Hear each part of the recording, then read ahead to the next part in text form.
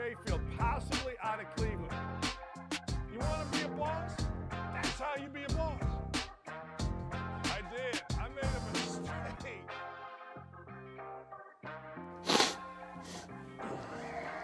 You know, one thing that we have learned, and good morning, ladies and gentlemen. One thing we have learned is this. If everybody would just listen to me, oh man, it's almost like having the newspaper tomorrow before today is over listening to this show. I want you to think about this. I remember telling Clay and others, be careful here. Red tsunami, I don't know. You know, I don't ever underestimate my opponent. I don't. Sun Tzu, The Art of War. Don't underestimate your opponent. That's one of the many lessons in there. And when your opponent is the Democratic Party, look, these people know how to get it done. These people have been getting it done in major cities for years. There's no crying in politics.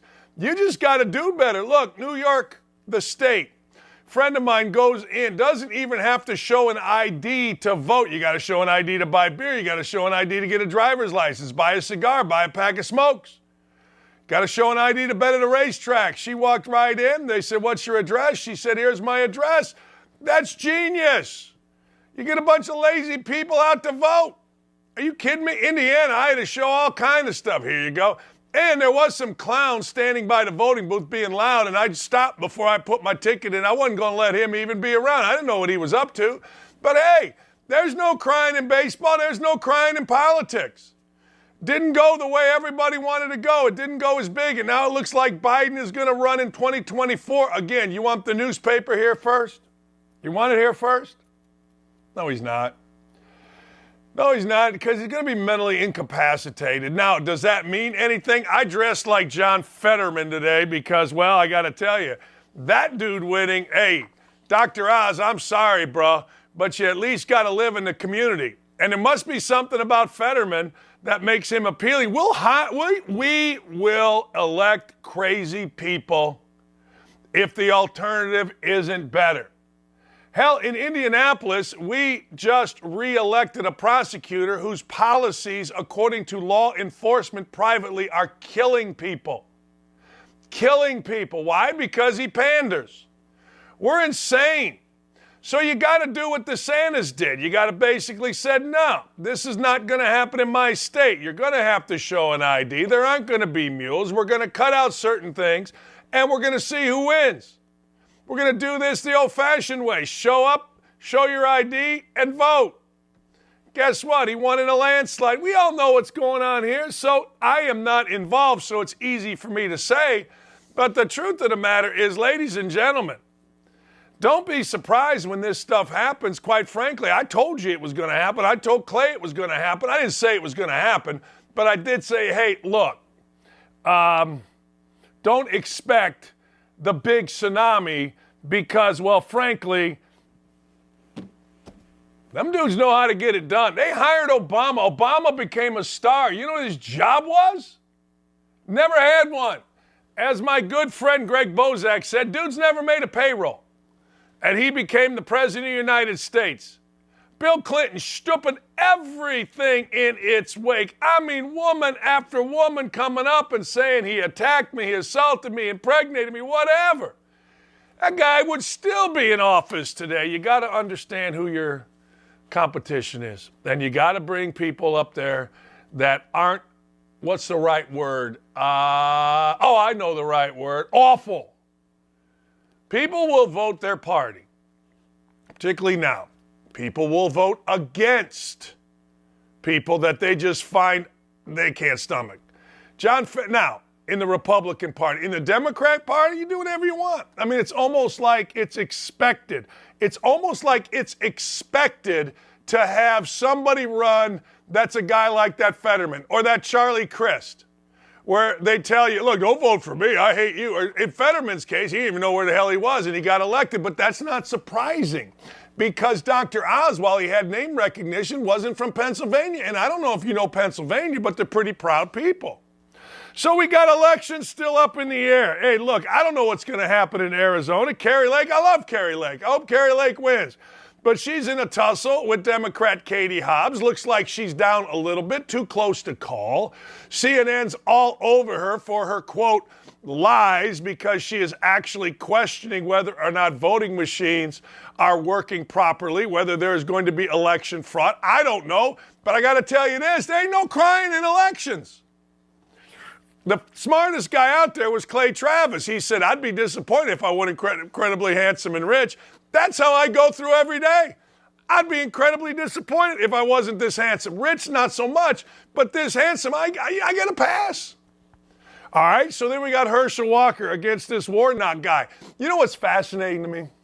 Can I tell you? And I think you'll understand this. You know what is really fascinating to me about Herschel Walker and this Warnock?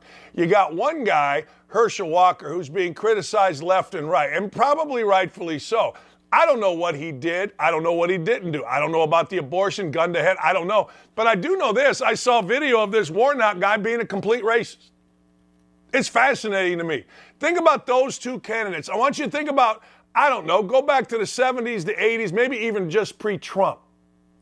Or pre-Clinton. I would say pre-Clinton. Because once Clinton got in there and all his stuff was exposed, guess what happened? It became okay. Guys used to say, hey, man, you're going to run for office, you'd be a great candidate. No, you know, back in the day, my girlfriend had an abortion. You're going to run for office? No, you know, back in the day, I had a DUI. I didn't want to get that exposed. Now, ladies and gentlemen, it's like a damn badge of honor. So you got a guy out there blatantly racist. Of course, he's pandering in Warnock. You got a guy out there, I don't know what Herschel Walker's done, and they are neck and neck.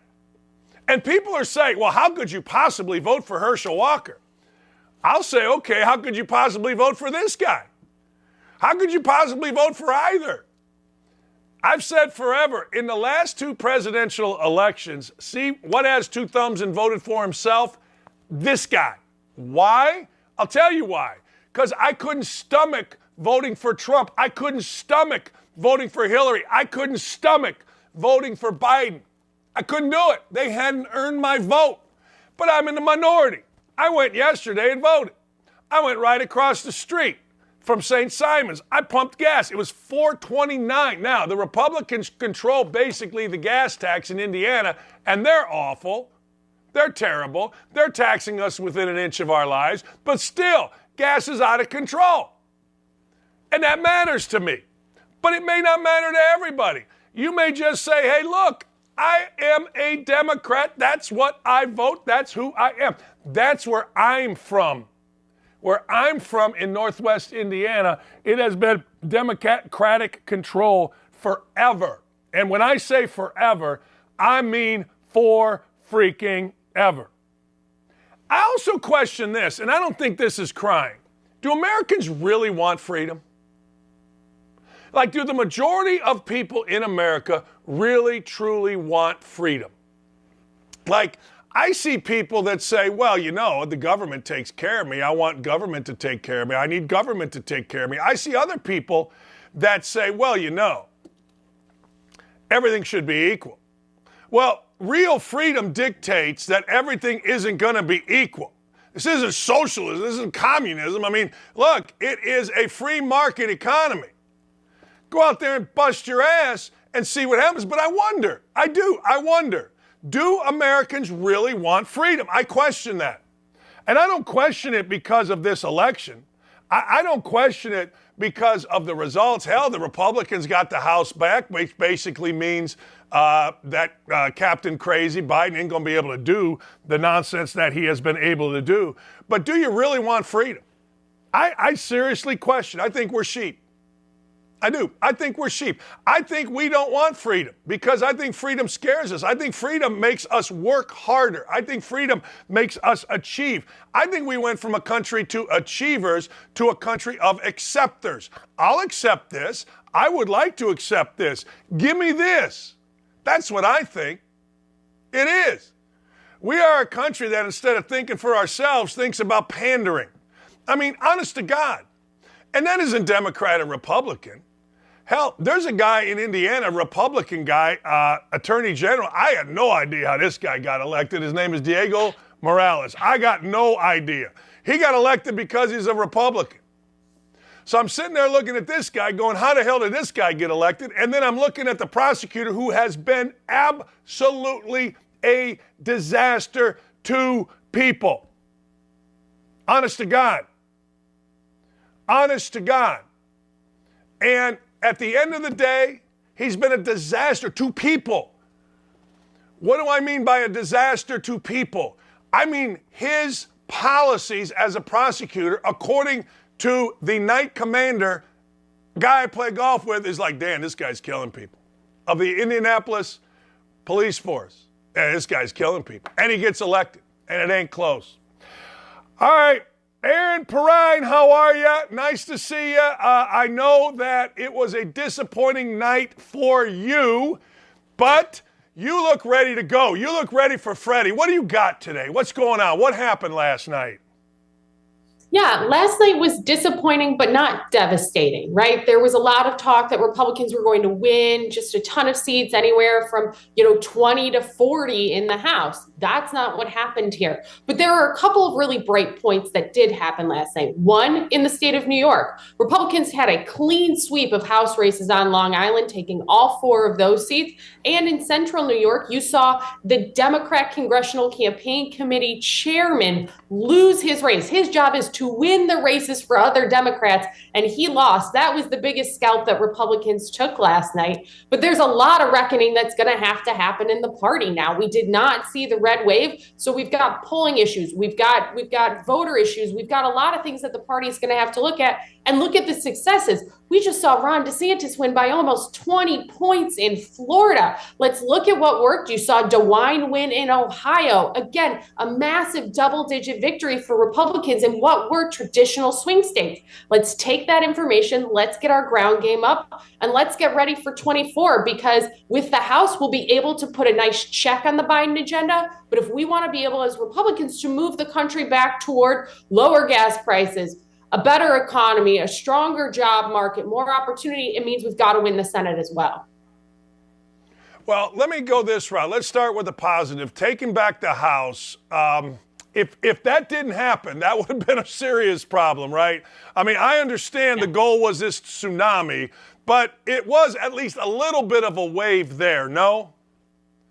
Absolutely. It's a bit more of a red ripple right now. But given the way that the House was already set with the number that Pelosi had, with redistricting, with how the maps looked, Republicans should have easily won the House. That was always the expectation. The question was always, how big of a governing majority would they get? It does not look like it will be a large governing majority, but it'll be enough to take the committees, right? And at that point, you have oversight of the Biden administration. You have subpoena power in a way that has not been able to happen up to this point. If you're talking about what happened in Afghanistan or with the economy or any number of things that the Biden administration has not had to answer for, with Republicans in the House, this will make sure that we are able to do that. You were involved with the Dr. Oz campaign. Fetterman wins. What happened there?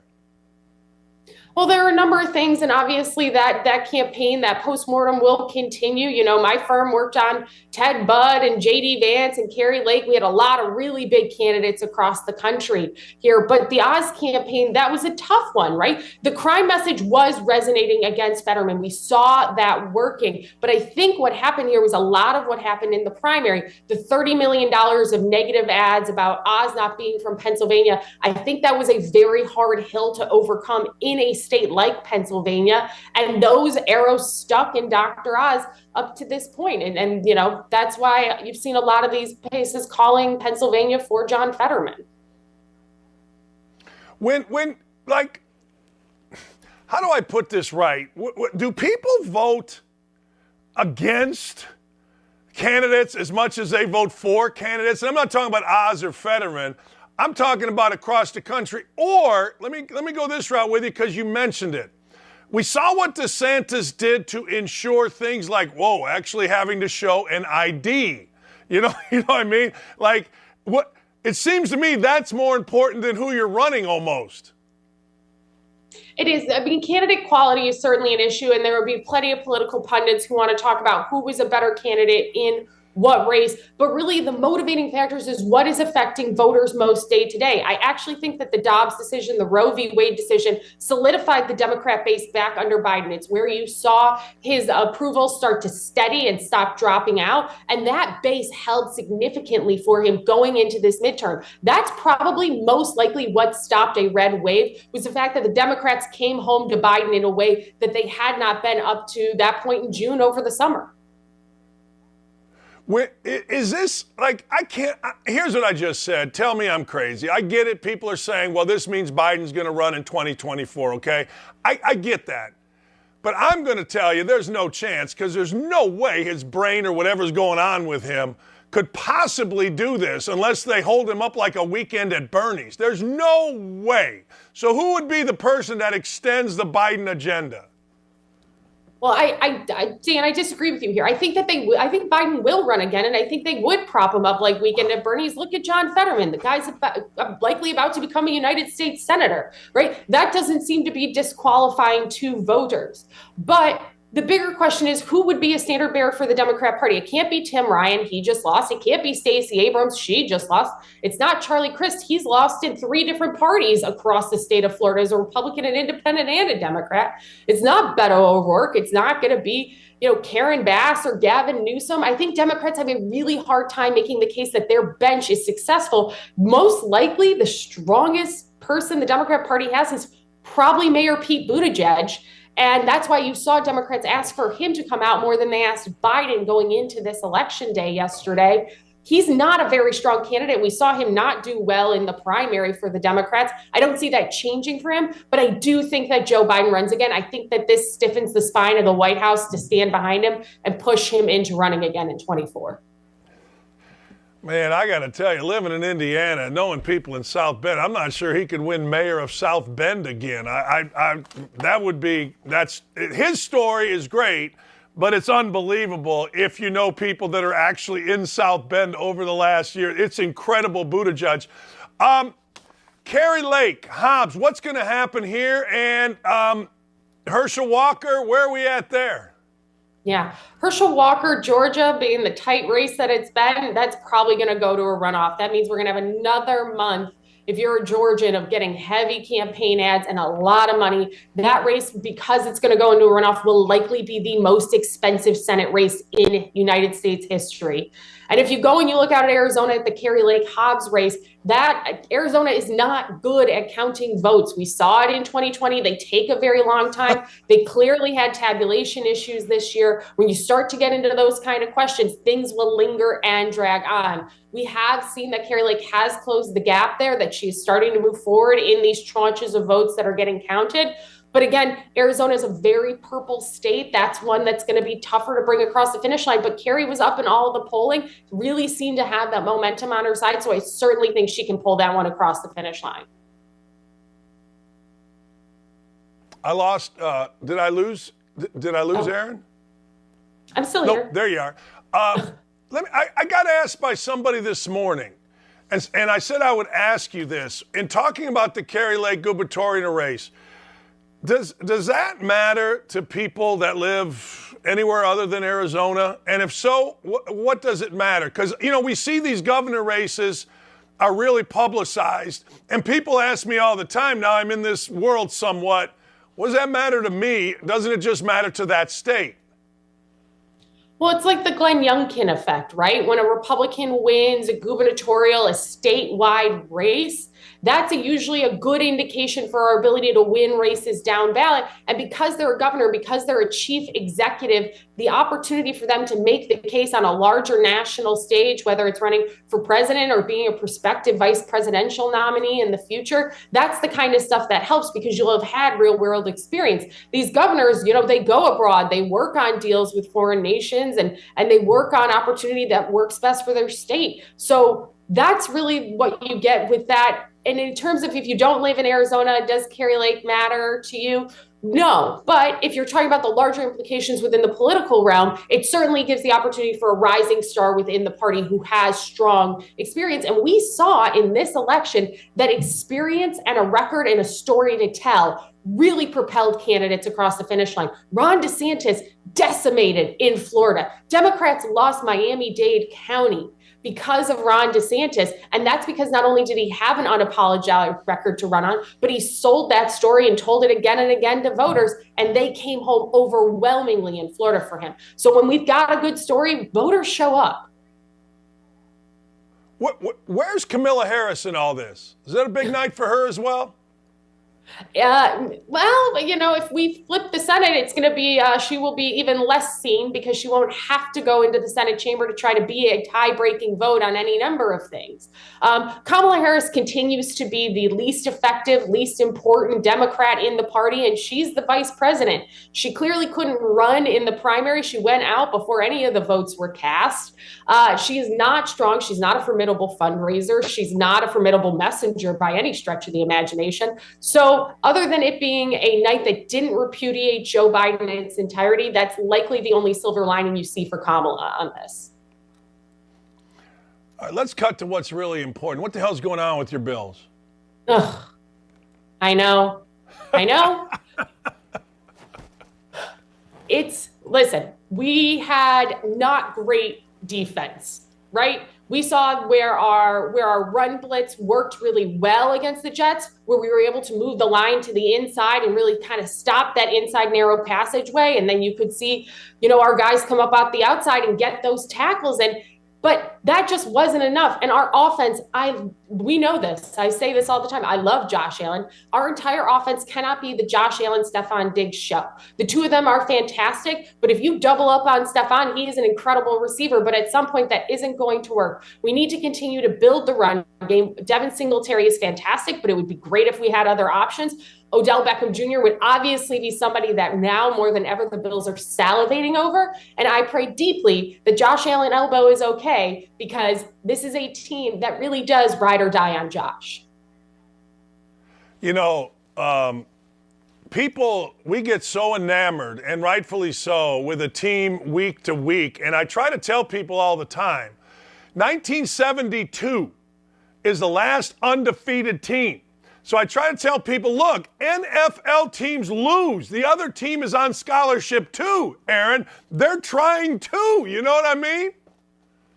Yeah, well, that's why, it's an any given Sunday mentality. And last time we talked, I told you I'm always worried that something terrible is going to happen. And then the Jets games happened. And that was our worst loss since the loss to the Dolphins in 2021, right? Like, this is just how it is. I'm always going to want us to be the victorious team because I know how exceptional this team is. I know that Ken Dorsey is a great offensive coordinator. I know we're going to lose Leslie Frazier at the end of this year as our defensive coordinator because he's going to become a head coach somewhere else in the league. I always want that victory for them, but to see them fall in such devastating fashion, the Dolphins loss is one thing this year because of the weather. Everything was happening. There were a lot of extenuating circumstances in that game. But this Jets game was one of the worst games of football I have seen by the Buffalo Bills.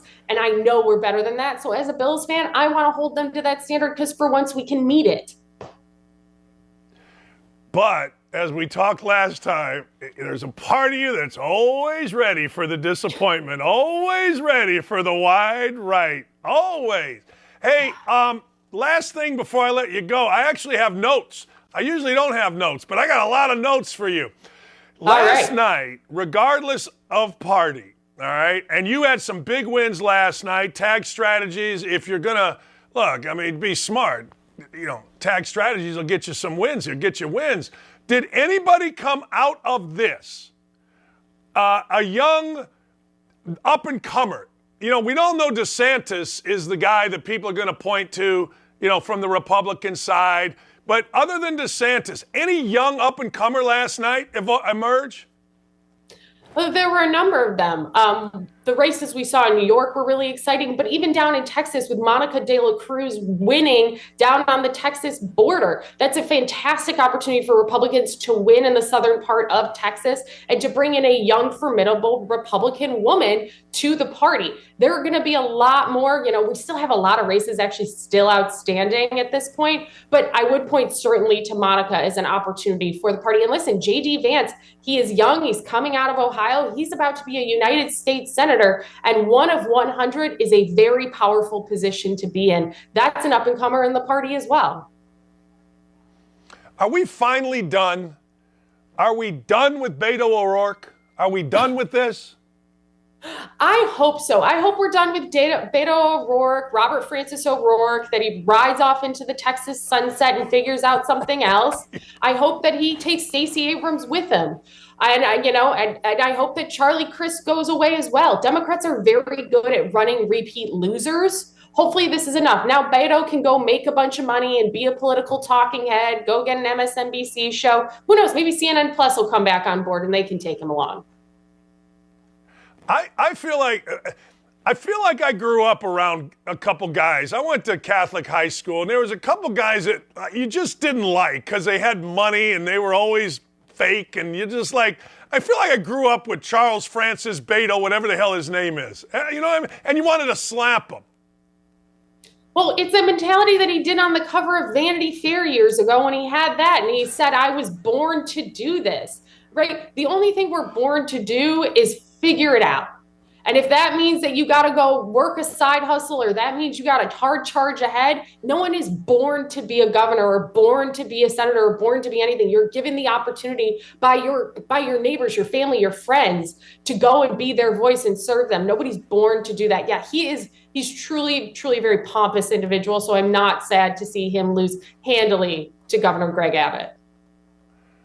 Erin, I took a Briggs-Myers test, and it told me I should go be a shepherd. So I was born to be a shepherd. I don't even know if they have shepherds anymore. I don't know either. I never took one of those tests, and I'm still trying to figure it out. Look at me. I sit somewhere between politics and insanity every day of my life, and I'm still a Buffalo Bills fan, so I got that going for me. Hey, have you followed, last thing, I know you got to be gone here in a couple minutes. Have you followed my boys in blue, the Indianapolis Colts, and the insanity of that place? Yes, Frank Reich. I mean, listen, I will be a fan of his for a very long time. That will not change. It didn't work out. I think it's a very interesting hire for you guys as for your interim head coach. The guy doesn't have really any experience, but at least you guys have had winning seasons within the last 20 years, and some good play. Like, I look at other teams and I'm like, you've had good teams and you've won stuff. We still haven't. Yeah, you're right. You've been close, though. I'm calling for a Joe Biden type, just prop up Peyton Manning as the quarterback. And, like a Weekend at Bernie / Joe Biden. Just bring Peyton back and let him throw. I am a big fan of Jonathan Taylor, though. Obviously, my husband's a Wisconsin alum, so I'm a big Jonathan Taylor fan. All right. Well, hey, you are awesome. Let's do this again. Thank you for the time. Have a wonderful, wonderful day. Thanks. You too. It's great to catch up with you. Go Bills, baby. Go Bills. Quit screwing around. Lose to the Jets. What are you doing? Like, if I got to listen to everybody tell me how great the Bills are, then I want them to win all the time because I like Josh Allen. He runs people over. Erin Perrine is freaking awesome. David Hookstead's going to bring it. We wanted to bring you people today that are just going to bring it. And, hey, look, man, the way the world works, what are you going to do? There's no crying in politics. Do yourself a favor, change the rules, change the vote, change whatever the hell you want. I don't care what you do. Change your diaper. But there's no crying in politics. Fetterman won wearing a hoodie and sweatpants. He's a senator.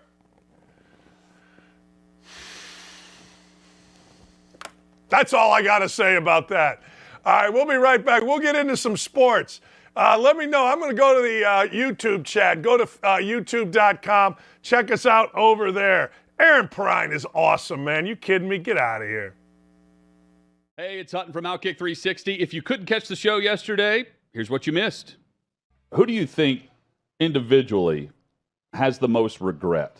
I think there are a number of contenders that could take the top spot.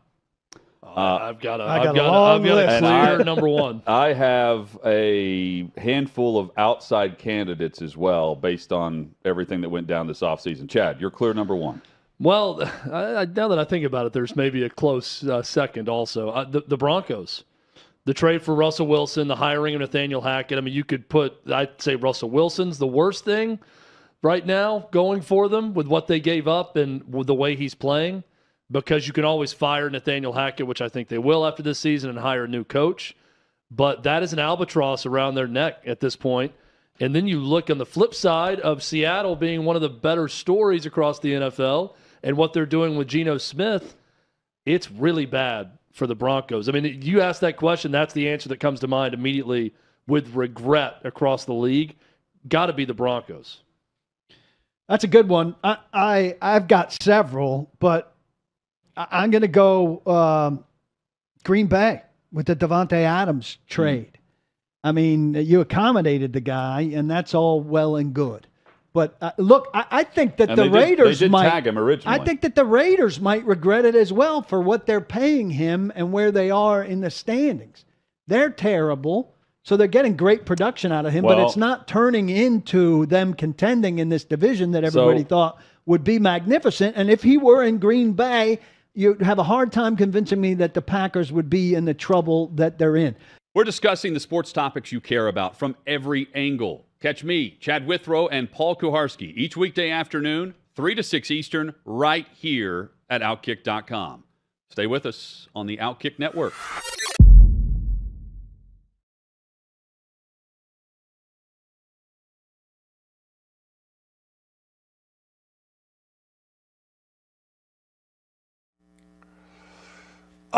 There's no crying in politics, so get over it, okay? Just get over the whole crying. You lost, you won, yay, Rod. Go do your job and help the American people. There is, however, a gnashing of teeth. There is, however, crying, bitching, whining, moaning, you name it. There is it in the college football playoffs rankings. Now, I don't think anybody, and I will say this as easy as possible, I don't think anybody would dispute Georgia number one. I do think people would dispute Ohio State number two, given the performance. Now, I know they won, and I know it was 21-7 against maybe the worst team in Division I football. It may be, seriously. It may be the worst team, Northwestern. So to put Ohio State number two, there is a lot of gnashing of teeth. There is, because Michigan feels like, well, Michigan should be there. And look, maybe they should, but here's what I say. Who cares? I mean, this is all going to play out. The real question when you look at number two and you look at number three is this. Is it possible for two Big Ten teams to get in, with one is obviously going to have one loss, that being either Michigan or Ohio State. One will lose to the other in the last game of the year. Also, whoever loses would not go to the Big Ten title game. Is it possible? I say yes, it's possible. I say 91 or 92% is what Georgia has in terms of going to the college football playoff. Ohio State is somewhere in the mid-80s. Michigan lower. TCU way lower. I say TCU is going to lose this weekend to Texas. I think Texas is coming on, and I'm going to bet Texas in this game, but I digress. So we say, what's going to happen here? Tennessee, Oregon. I've asked guests on this show, is Oregon out of it? Who is out of it on the West Coast? And frankly, everybody says don't sleep on Oregon. When last seen, right, what has Oregon done? They lost by 7,622. to Georgia. They lost by a freaking mile. And that's what we're looking at, right? But again, remember, we always say this. When are you going to lose? If you're going to lose opening game to the number one team in the country, that ain't bad business, people. I'm going to say this as long as I'm going to have a show. Don't sweat these rankings. Look, I don't know. You tell me. Tennessee, they got a shot? Sure they do. I don't think Georgia. I think Georgia's the only team. I think there's two teams that are going to get in damn near for sure. One is Georgia, and two is either Ohio State or Michigan. I see TCU losing. I'm not sure about Tennessee. Oregon, maybe, maybe not. They've got to play some folk. But here's the deal. Here's the deal. Talk to me about LSU. If these teams start losing games, talk to me about LSU. Where do you think LSU fits in this? All right, Missouri, South Carolina, at South Carolina, you know our affinity for Shane Beamer, and Vanderbilt. That's what Tennessee has left. That's 11-1. That's what they've got. In the SEC, that's what they've got. Now, I say to you, you can tell me I'm crazy, but 11-1 in the SEC, okay, Georgia got you. What are you going to do? That's it. That's your only loss. And here's a bigger deal. Georgia, actually Tennessee, made the Georgia game close enough that 2 weeks from now we're going to forget the dominance of Georgia and look at the score as 14, 13. What happens? Let's go with LSU. What happens if LSU, and oh, by the way, they look pretty good to me, but if LSU goes ahead, beats Arkansas, they got UAB and Texas A&M.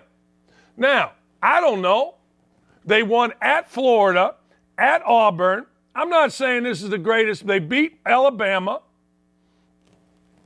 How about this? 24-23 early in the year.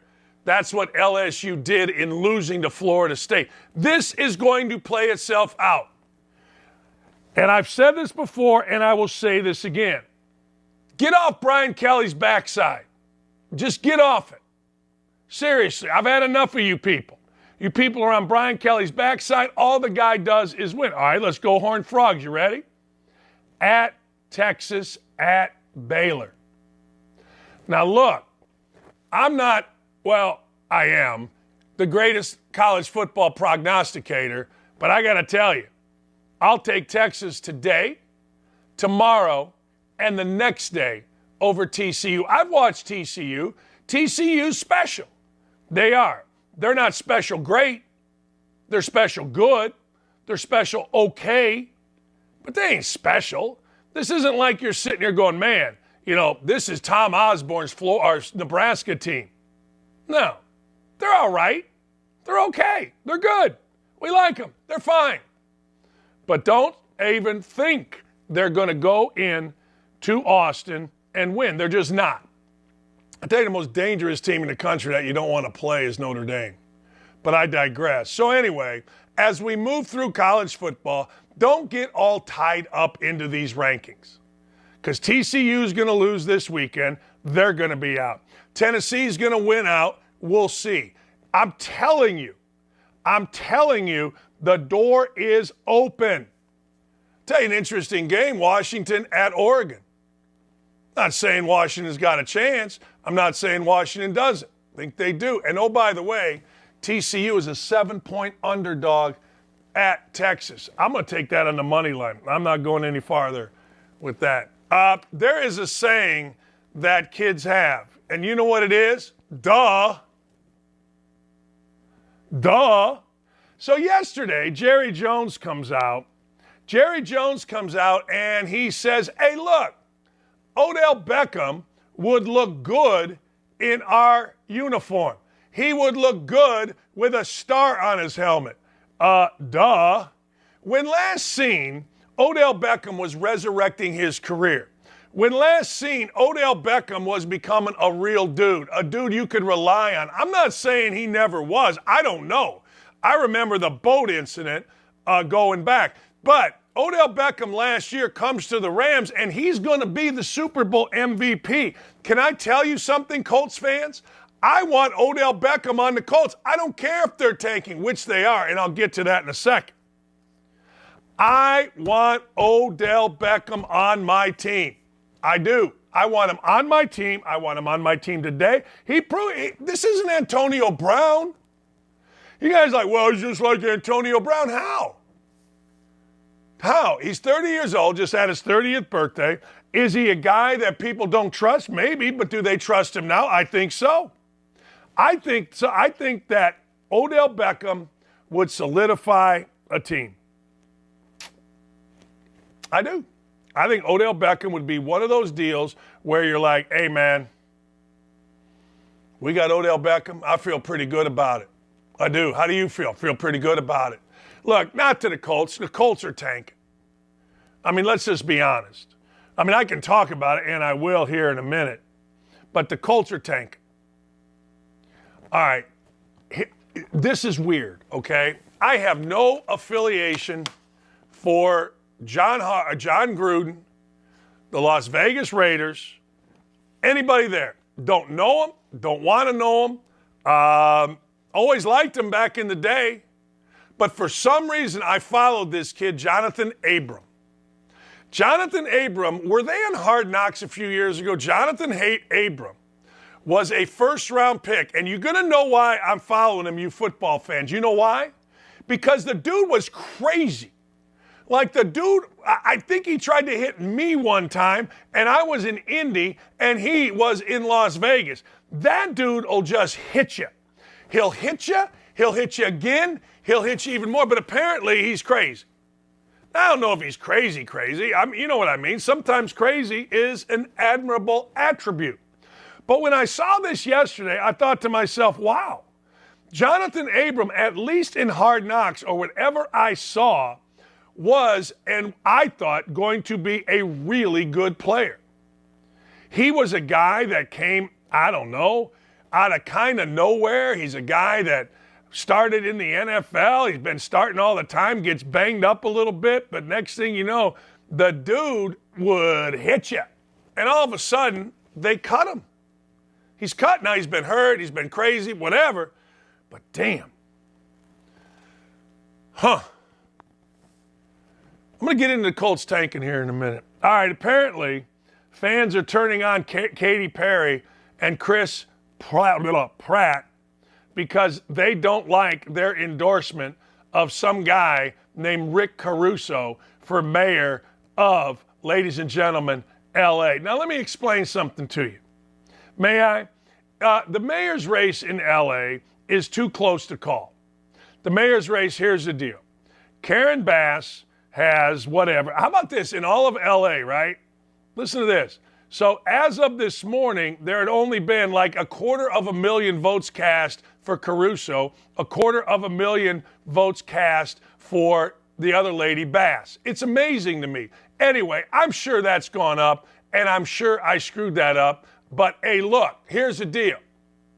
Anytime you can get on these pain in the ass, these awful, these horrendous celebrities in the darkest place on earth, which, ladies and gentlemen, is L.A., I'm all in on it. I am so all in on it because I've had enough of these people. The fact that people pay attention, all right? The fact that people pay attention to celebrities. Here's why Katy Perry and Christopher Pratt are being crushed. Because they are seen as conservative. For a woman who made the beginning of her career about kissing a girl, Katy Perry sure did blank all over them with her vote. People are just adamant. People just are absolutely adamant about killing children. They just are. I mean, it is amazing to me. I understand it's a women's rights issue, but it's also a killing a child issue. It's also killing a fetus issue. Are you crazy? I mean, you can say it's not. You can couch it however you want. I understand women don't want to have less rights with their body now than they did in the 70s. That seems to be going backwards. But damn, are we passionate about killing kids? And I'll never understand it just from that perspective. I'm not trying to tell anybody what to think or how to think or whatever. I'm just shocked that we are so out there about killing children. I shouldn't be shocked, though, because I say it every day on this show. For whatever the reason, we seem to make children our victims. Whether it's, well, we got to be able to kill them. whether it's we got to be able to have drag shows in there. Well, you read all the time about the different horrible things that people do to children. Our schools teaching crap. Our schools were more worried about stuff other than making them better in reading, writing, and arithmetic. We treat our children like they are test dummies. And I don't like it. You can be pro-abortion, anti-abortion. That's fine. That's up to you. That's a personal decision. But all I'm saying is, why are we so passionate about killing children? Everybody has a choice in this country. Slappy Johnny, put a condom on. Oh, I'm so passionate. You're an idiot. I'm drunk. Or you're an idiot. I mean, look, we all made mistakes back in the day. I made a ton of them, including in that area. But I got to tell you, now that I'm older, I'm like, hey, wait a second. A lot of ways to go about not getting someone pregnant. A lot of ways for women to not go about getting pregnant. But that's like, it's fascinating to me that this is like the most horrific thing that you could possibly say, because it immediately turns, well, you're anti-woman, you're anti-abortion. I'm not anti-nothing. I'm anti-hurting children. You do it whatever you want to do it. And don't tell me, there's like 11 different contraceptives out there. Stop it. Well, people don't have a choice. Of course they do. Well, it's passion. Yeah, well, there's ways when it's passion, pull it out. I mean, what do you want me to tell you? It's insane. I mean, we have literally lost our minds when it comes to our kids. I mean, literally. Thank God for there's people like my daughter that understand this, that teach school and love doing it and love helping kids. And that's the majority of teachers, don't get me wrong, a vast, vast, vast majority. We got some crazies, but every industry has crazies. But my God, we cannot wait to kill children. And I think it sucks. Protect children. Protect women, protect children. If that sounds sexist or whatever, I'm sorry. What do you want me to tell you? Netflix, apparently, is looking into the business of streaming live sports to catch up to competition like Amazon and Apple and Peacock. I got 2 words for you. Duh-huh. Really? Didn't see that one coming. Netflix, I'm surprised you're behind in this. Once YouTube TV came out and started being sponsors of different sporting events, believe me, I know it's different. I know sponsoring is different than actual streaming. I understand I got to tell the masses this. But once they came out, I got to tell you, I was a little bit shocked. No, I was a lot of bit shocked. And it was one of those deals where, you know what? I was shocked that Netflix did not get involved in this first. I feel like Netflix is absolutely on point with this type of stuff. I feel they are absolutely the company to do this and do it well. And don't be surprised if they don't jump in here. Roger Clemens, Barry Bonds, Curt Schilling, return to the Hall of Fame vote. I don't know what to tell you. I don't know how Curt Schilling isn't in. I mean, look, 11-2 in the postseason, that ought to be enough, man. Cy Young Award, World Championships, 20-game winners, all the stuff that guy did. Are you kidding me? I get it. You don't like his politics. How the hell, why would anybody care about anybody's politics putting him in a Hall of Fame? But it is kind of funny. My high school coach went and spoke for me at the Indiana Basketball Hall of Fame, I guess, to get me in. I don't even know what this thing was about. And they wanted him to talk about my character. And I'm like, yeah, okay. Well, I don't know. I'll put mine up against anybody. I guess that's a thing now. You don't want to be embarrassed when you have Halls of Fame. Barry Bonds, you know what, truthfully? I honestly don't care. Do you? Do you care if Roger Clemens is in the Hall of Fame? Do you legitimately care? Like, I think Schilling should be in, no question. I think Schilling should be in today, tomorrow, the next day. There's no reason for Curt Schilling not to be in the Hall of Fame. None. Zip. Zero. Zilch. Zilch. No reason. None. Put him in. The only reason is you don't like his politics. So what? So what? He made, in your mind, mistakes on social media. So what? Everybody says social media, Twitter isn't real. My deal on Bonds is if you're going to have a Hall of Fame and probably Clemens, you should probably put them in and tell their story. Maybe you don't have to have a ceremony. Maybe you don't have to put them out there in front of everybody. But I don't know. Their story is a part of baseball. Steroids is a part of baseball. This is a museum. I honestly don't care. I honestly do not care. But I will say this. They cheated like hell. They were both great players, apparently, before they cheated, but who really knows that? Who really knows when they decided to start cheating? Do you? Do I? Of course we don't. So if you want to put Bonds and Clemens in, go for it. But tell the story. Tell the story of their greatness. Tell the story of their difficulty. Tell the story of their steroid use. Tell the story. Tell the story. But Schilling, it's ridiculous. Schilling should be in the Hall of Fame. You know, you're going to let guys in the Hall of Fame. I hear about guys now who barely pitched 5 innings in a playoff game. Hell, Verlander's a hero, and all they asked for was 5 innings. That's it. Hey, can you go 5 innings? You're a Hall of Famer. A Hall of Famer does what Curt Schilling does, bleeding through his sock, and he kicks everybody's backside. That's it. That's what he does. So anyway, Schilling, Hall of Fame. The other two, fine, if you want. But the truth of the matter is, if you're going to put them in, then put them in because, well, they're great. They were great before, apparently, and you could tell the story of baseball. See, Mark McGwire tried to trick everybody with that Androstein. I'm so bored with that, I can't even tell you. I'll tell you what I'm not bored with. I am not bored with the idea that my Indianapolis Colts are tanking. And I may say this every single freaking day. Let me give you something. You're a boss.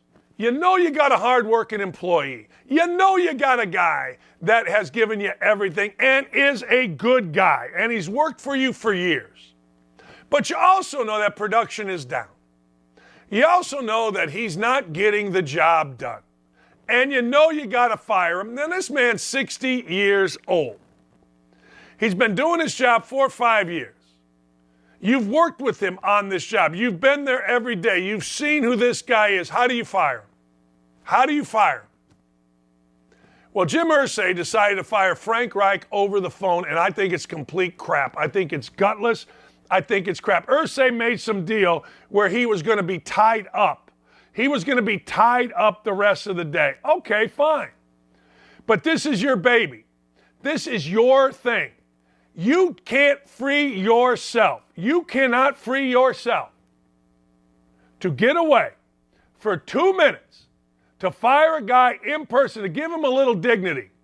He can't free himself for 2 minutes, 5 minutes. Hey, look, I'm going to meet you in the office, and then I got to leave. This is going to be a quick conversation.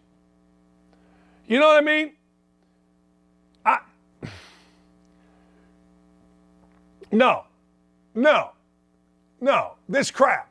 It's crap. It is total crap, and I think it is garbage, unprofessional, but it stands for how the Colts are doing business. I'm reading here, my man Mike Chappell said, hey, look, 10:45 in the morning, I got a phone call from Jim Irsay. This is Frank Reich telling Mike Chappell. Short conversation. I did most of the listening, and he fired me. It's unbelievable. It is gutless. It is ridiculous, but it is the Colts. It's who the Colts are. What a train wreck. You know, Jimmy Irsay was the first guy to speak out on who? Daniel Snyder and all the crap that he was doing. And you guys in Washington, D.C., man, you loved it. You didn't like it. You loved it. You talked about it. You wrote about it. You ranted about it. Jimmy Irsay can't buy a beer or dinner in D.C. We loved what he said that much. Yeah? Well, Jimmy Irsay turned out to be a fraud. Jimmy Irsay turned out to be somebody that should mind his own shop as opposed to worrying about others. Now, you're going to say, well, it's different. It could be. But it diminishes anything Jimmy Irsay does or says when his team is clearly tanking. Let me go through it with you. They fire the kicker after week 1, fine. But the problem was they kept the kicker when he got beat out 2 years ago, and they kept him because, and this is a true story, he had glasses, he was quirky, it was a good story. All right? So fast forward this year, he's gone. Next thing you know, the Colts are 1 game out. And they got an excuse. Oh, man, Matt Ryan's shoulder. Matt Ryan's even said he's going to play. Matt Ryan doesn't. He's benched. Who's the backup? Nick Foles. They've won a Super Bowl. Paid him $6 million. They bypass him. Who do they pick up? They've paid $145 million to 12 different quarterbacks since 2018. All these guys.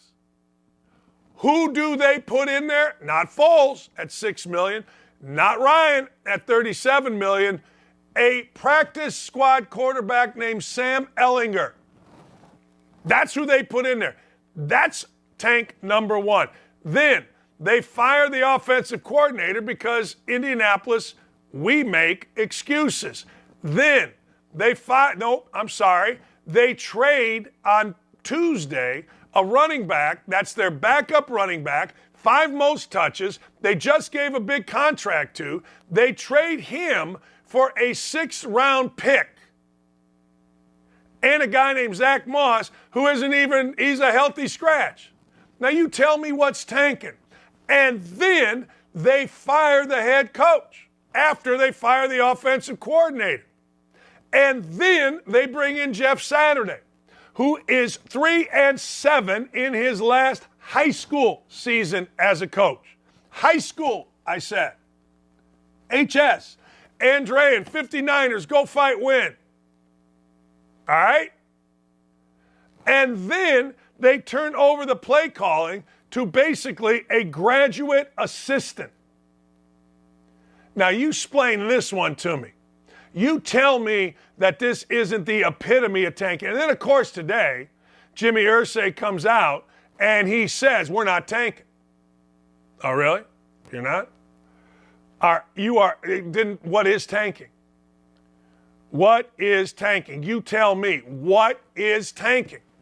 I just laid it all out there for you. Tanking. You get rid of a quarterback. Boy, you don't play the backup. You play the practice squad guy. That starts tanking. Running back. You know Jonathan Taylor can't play on Tuesday, and they knew, but you decide anyway to trade the backup, who, by all accounts, according to the Colts, is really good. They gave him $20 million. So they get rid of the backup and slash salary. Tanking. Then they get rid of the coach. Now, do they bring in a guy, John Fox, right there? Do they bring in, Gus Bradley, right there? John Fox been to a Super Bowl. No. They go get Jeff Saturday, tell us he's been on the payroll. I went through the media guide over the last 10 years. I haven't seen Jeff Saturday's name on there. And if he's been an advisor, well, let me ask you a question. Why the hell would you hire him? Did you advise him on 45, 47, and 1? Did you advise him on Wentz? Did you advise him to get rid of Wentz? Did you advise her on Brissett? Did you advise him to get rid of Brissett? Did you advise him on the drafts that have been no good? Did you advise him to give $20 million to the left guard, $12 million to the center, $16 million to the right tackle? You are seeing a tank job. I hope they win. By Sunday, I'll be all for them. But if this ain't tanking, as my grandfather used to say, Danny boy, if this ain't tanking, I don't know from tanking. I don't know from is what he would say. We really didn't have tanking back in the day. All right, there's nobody that brings it better, nobody that brings it stronger, nobody, and I mean nobody, that absolutely, positively will tell you what you need to hear, not what you want to hear, ladies and gentlemen, than David Hookstead. And we're going to start right away when we come back with that frickin' Aaron Rodgers. I've had enough of Aaron Rodgers. We'll be right back. Was there a moment that you always look back to from Black Hawk Down and you said to yourself in that moment, I am not making it out. Like, I will not survive today because of this one thing? It was kind of the entire day, the entire night. There was a portion of time, I think, in the middle of the night where things kind of calmed down and it wasn't as chaotic, and we were just kind of sitting waiting for guys in helicopters to get extricated and things like that. And it wasn't until the sun started to kind of peak back up where you're like, oh, this is going to turn back on again. But for the initial assault and 2 or 3 times that I went out into the city, it was just, I don't think any of us are going to make it out alive. And so every time we would kind of get back and be secure and all right, get more ammo, and we're going back out to try and find this other crash site. And I didn't think that it was happening for any of us. I kind of came to peace. I was just telling my son about this actually the other day, but I kind of came to peace with, okay, if I get hit in the chest, like I've got a plate carrier, hopefully that stops it. If I get hit in the arms or the legs, chances are I'll live. And if I get hit anywhere else, it's probably going to be pretty quick and traumatic and over. So I hope that I remember thinking specifically in the middle of the afternoon, I hope that I can just like look at the blue sky and have something peaceful to look at, not this whole, what I'm looking at in front of me. I hope that's not my last moments. And that kind of gave me a little bit of peace.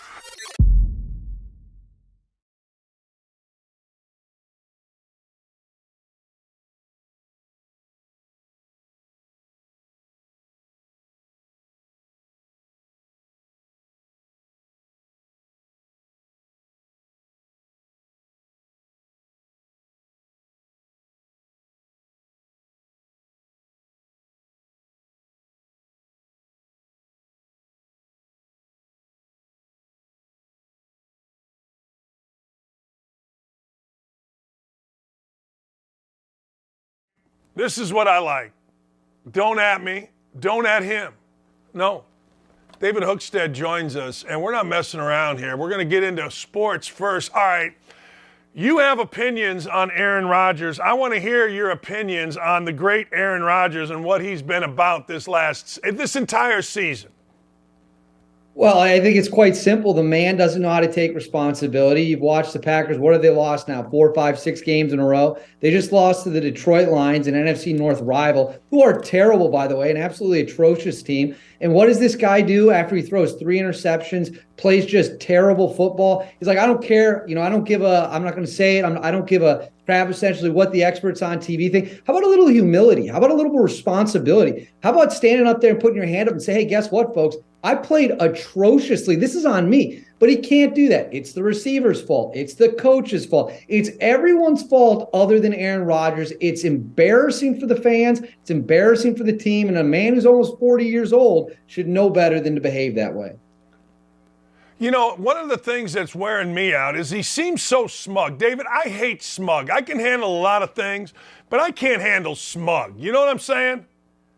Oh, I agree with you 100%. Look, everyone makes mistakes in their jobs, but the thing about being a leader is you have to stand up there, you have to take those arrows, you have to take those lickings, and you have to look the press and your teammates in the face and say, look, this is on me. Now, it might be on a lot of us, but I'm the quarterback. It begins and ends with me. I'm the face of the franchise. But yet he behaves like he's always the smartest one in the room, and if everyone would just listen to him, the Packers would never lose a game. But we know that's not true. The Packers haven't been essentially great or Super Bowl caliber team for a few years now. It blows my mind. He's so arrogant. He's got a massive ego. Great quarterback, terrible leader, and almost a cancer in the locker room, it feels like. Yeah, that's where it's starting to feel. It's starting to feel like, hey, look, I got to tell you, I ain't following you. I don't care who you are, and I know you're great. I know you're great, but I ain't. I was getting, you know what? It's funny, David. I was getting that same vibe with Tom Brady until the last 44 seconds the other day of the Bucs game when he just went boop, boop, boop, boop, boop. You know what I mean? Yeah, Brady. But the thing with Brady is he has 7 Super Bowl rings. You get to act a little differently when you have 7 rings because your credentials speak for themselves. Rodgers won a Super Bowl in the 2010-2011 season, if I remember correctly. I was a freshman in college when that happened. What has he done for me lately? That's what his teammates should be asking. All right. I got to ask, because I ask everybody. Here in Indianapolis, we're playing the circus music. We got guys coming in, Jeff Saturday. We got, from your perspective, give me your thoughts on what my boys are doing here in Indy. Colts. Naming Jeff Saturday the coach, pulling a guy off TV and making him the head coach of an NFL team. It is comical. It is an SNL skit. From a content perspective, this is amazing for Outkick. We're going to have so much to make fun of the rest of the season. We're going to be all so rich by the time this is done, and we have the Colts to thank for that. Well, I don't know what Jim Irsay is doing. This guy, my understanding is he last coached high school football. He won 3 games doing it. Now he's qualified to tell multimillionaire grown men what to do. No chance. It's an absolute farce, but it is hilarious, and I enjoy that about it. Yeah, see, as a guy with a radio show in Indy, it's been the greatest week ever. Like, it's the numbers are crazy. You know, it's content. And oh, by the way, Jeff Saturday finished his career with the Green Bay Packers. A lot of people do not know this. I said, and I'll continue to say, we can look at the college football playoff scenarios, but this feels like TCU is going to be out of here after this week. It feels like everybody's going to play their way in or out. Give me your thoughts as you saw the rankings yesterday.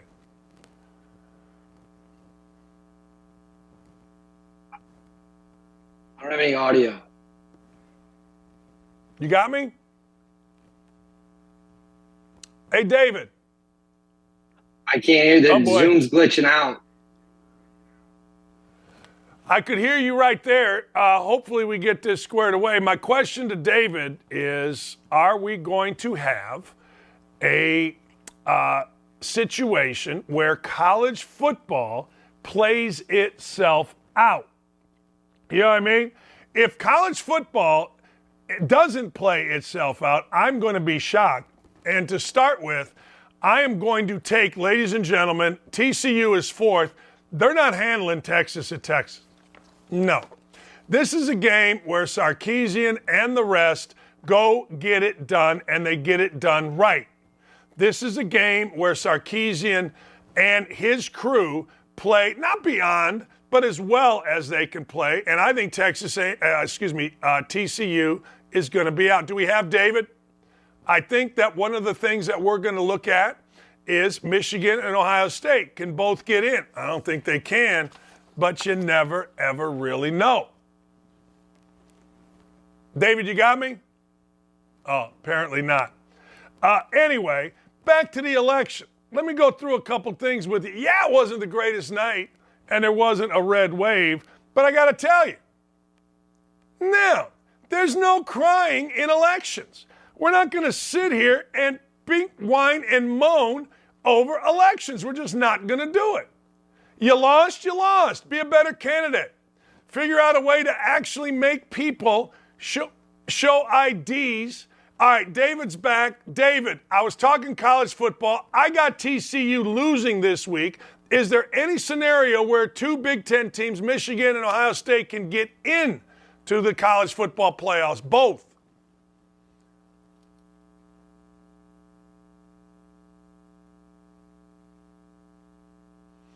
Apparently not. Or apparently we've lost him again. I'm saying there is. I don't necessarily know for sure whether they can, but I got to tell you this. Hey, look, you can tell me, and a lot of people are, that Alabama is better than, well, Alabama's better than Michigan or Ohio State. Well, maybe so. Don't know. But I do know this, you got to win. They're not better than LSU. I mean, if they're better than LSU, they'd beat LSU. I mean, it's really that simple. It is legitimately that easy. Like, if LSU were worse than Alabama would have won. It's that simple. Now, if they don't have to play again. People say, well, if they played again, okay, they don't have to. I mean, you only play them when you play them. That's it. So TCU is going to lose. The question is going to become West Coast team. Which one? Is it going to be, I don't know, who's it going to be? Oregon? Can Oregon continue on? If they lose, if these teams start losing out west, here's another spot. Can the Big Ten get to? I don't know. The one team that's going to be in is going to be Georgia. The other team that's going to be in is either Michigan or Ohio State, unless something crazy happens. If something crazy happens, then okay. But don't think for a second that this thing is cut and dried, because it got more wide open with Tennessee losing. Is Tennessee going to be able to get back into the mix if they win out and get to 11-1? Man, 11-1 in the SEC beating Alabama? It's pretty strong. That's really, really freaking strong. I mean, that's like no joke strong. David with us? We're trying, peoples. We are absolutely trying, and I agree with him on Aaron Rodgers. David, how are you? Oh, okay. Okay, I'm sorry. I thought you said he was back. And I'm with you on Aaron Rodgers. Let me go through this. All right? When you lose and you're the quarterback, that's fine. You can do certain things when you lose once. When you lose twice, you can still be a little bit above it. But after 2 times, you've got to be the rallying guy. Above it is great. You're the leader. Guys come in. They see how you do your business. They stand a little bit in awe of you, and they go, oh, man, this dude is great. And then you lose, and everybody's watching. To David's point, everybody's watching. Then you lose again, and everybody's watching. Now you lose 3 times. Everybody ain't watching anymore. Everybody's evaluating. It went from watching to see how Aaron Rodgers is going to go about his business to evaluating literally everything. And I'm talking about players, not coaches. And here's what happens in locker rooms. 1 guy equals 3. 1 guy that's saying, you know what, man, we're getting our ass kicked. And Rodgers isn't taking any of the blame. And he's the guy throwing 3 interceptions. 1 guy. He will get 2 other guys with him. You ever see that commercial 100 years ago, and so on, and so on, and so on? So on, and so on. Meaning 1 becomes 2, becomes 4, becomes 8, becomes 16. Ladies and gentlemen, that's what's happening now. Evaluation. You've heard me say it on this show a million times. A million times. Don't evaluate. Don't evaluate if you're a player. Play. Bust your backside. Play. We're going to take a couple minutes. We're going to take a minute break here. We're going to be right back. We're trying to get David back. All right, stay right here. Stay with us. You've been great so far. Retweet our stuff, will you, please? Need a little help around here when we got mechanical failures. Be right back. What's up, guys? It's Tommy, and we will be covering the 2022 midterm elections all week long. But in case you missed the last episode, here's what you missed. It's the week we've been patiently and painstakingly waiting for since November of 2020, midterm elections. The ultimate referendum on the sleepy, communist, anti-freedom, anti-American agenda put forth by this sham Brandon administration and damn near every Democrat under it, top to bottom. I know a lot of you have been discouraged these last couple of years, wondering if your vote even makes a difference, wondering if the machine is too powerful and the system too jerry-rigged to get it right. And I get it. I get your frustration. 2020 was a kick in the gut and a stab in the back. We had a lot of things working against us, against freedom, against everything we stand for. Pandemic fear-porn propaganda mixed with the already timid nature of many in the silent majority screwed us. We also got far too comfortable sitting back and letting Trump do the hard work. We rested on our laurels and then we got kicked in them. And that was our fault. That was a wake-up call. Inflation at a 40-year high, gas prices high, and only kept at a manageable level because our reserves have dwindled. Also, these rat Democrats can pat themselves on the back like they've really improved something. Now, thanks to their policies, many Americans learned to rely on the government. They got lazy, dependent, and used to mailbox money, and now they don't want to show up for or work at all. Businesses who battled everything to stay operational, now cash and employees strapped, fighting regulation after regulation and having to explain to their customers, who were also struggling, why they had to raise prices and cut services. And meanwhile, this administration and members of Congress send billions of your money to Ukraine to defend their border, while ours has been overrun by millions and counting.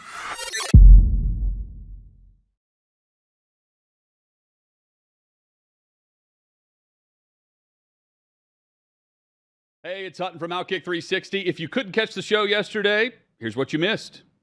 Who do you think individually has the most regret?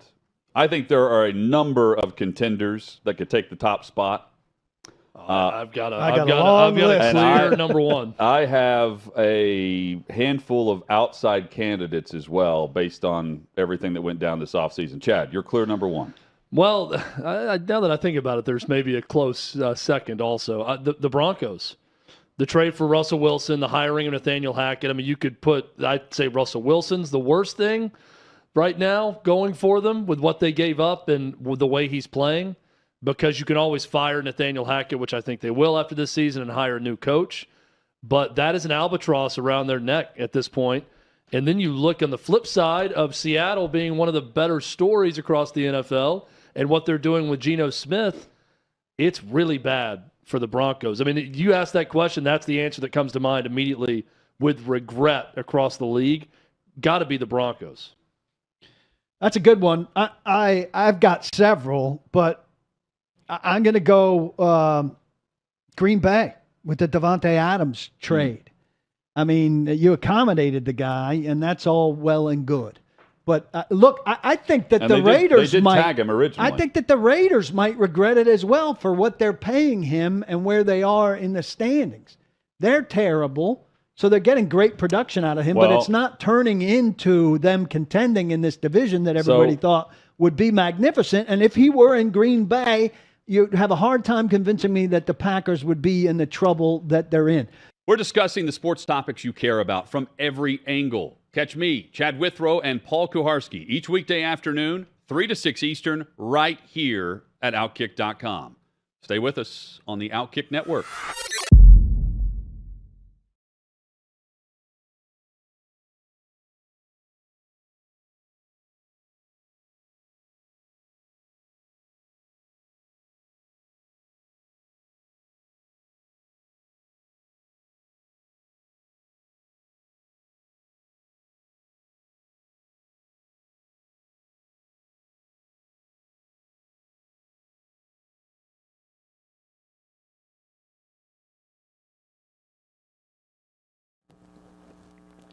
Obviously, we're having some difficulties, but thank you for hanging in here with us.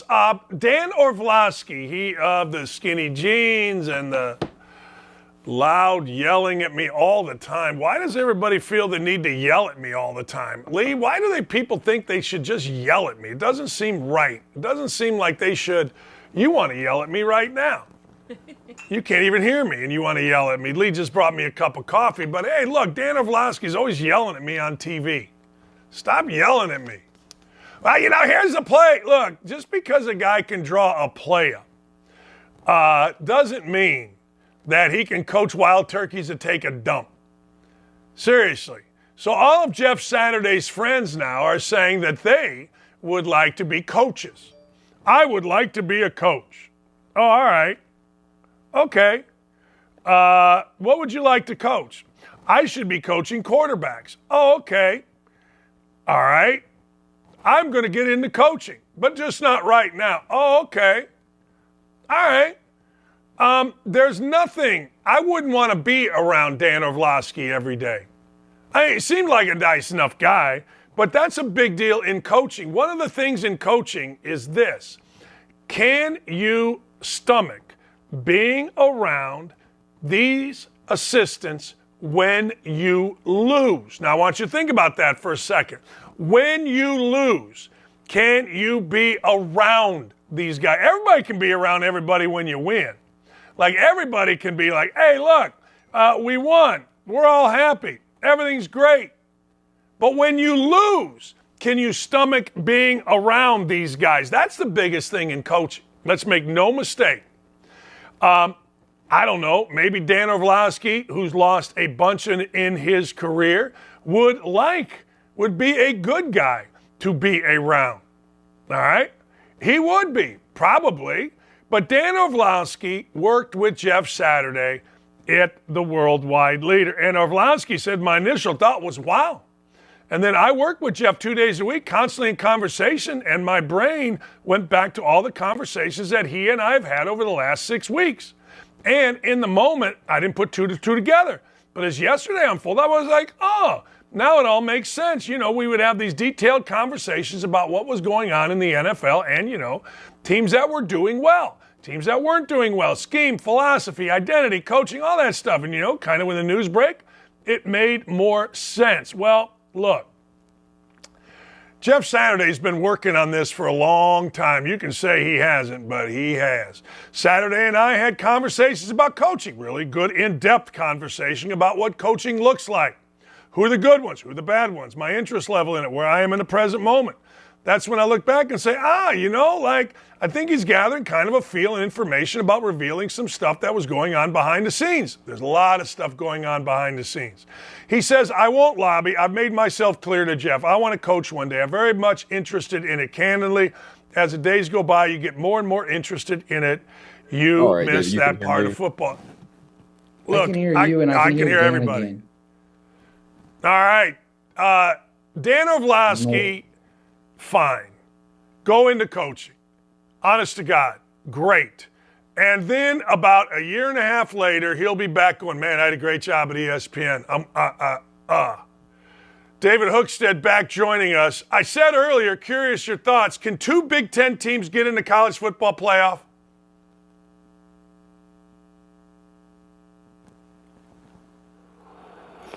You know, one goes 11-1. Fellas, I can't hear. But you're probably going to have. You're probably going to have 12-1 Clemson or North Carolina. You're going to have a 12-1 Pac-12 champion. You're going to have either a 13-0 Georgia. It seems very unlikely. I wish it would happen, but I'm not holding my breath. I think you get the Big Ten champion, and then a Michigan or Ohio State 11-1 goes to a different bowl game.